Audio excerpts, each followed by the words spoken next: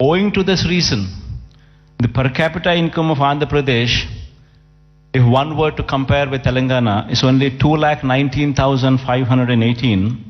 When compared to the figures of those in Telangana, you would see 3,12,398 for the year 2022-23.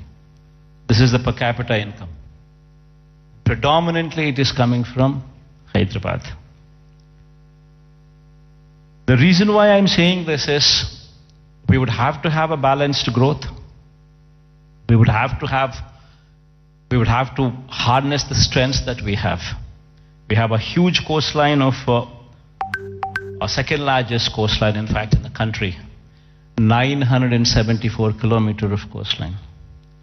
Now, this is one potential that we need to harness to ensure that we have an economy which is port-led economy, which would support the manufacturing side.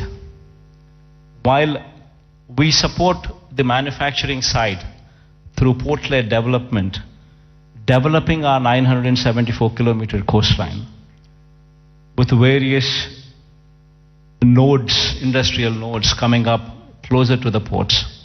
While we do so, we also need to strengthen our services sector, developing Visakhapatnam, developing Vizag.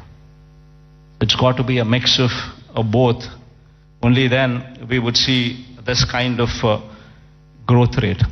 In fact, to do so, we have, in fact, the state of Andhra Pradesh, before 2019, that is before our regime had come in, the state of Andhra Pradesh had 6 ports in 4 locations.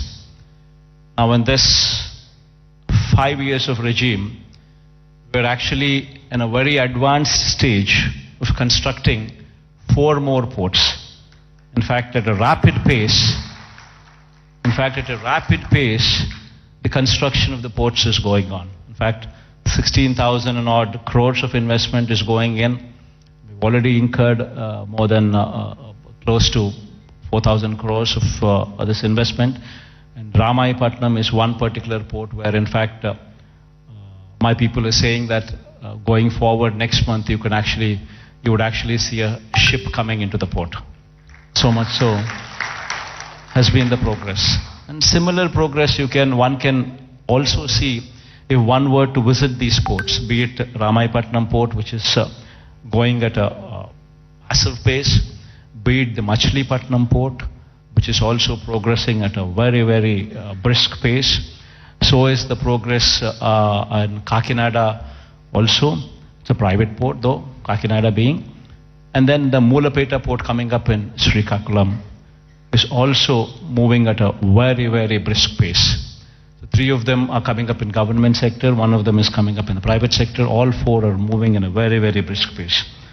So what we're currently doing is developing what we had 6 ports earlier in 4 locations, we're developing 4 more. And then we're building 10 fishing harbors to support blue economy. We now currently have every 50 kilometers one travels through the coast. Every 50 kilometers you would either see a fishing harbor which is being constructed, or a port which is in existence, or one being constructed. So every 50 kilometers per se, you actually have a booster for the economy currently in the state available.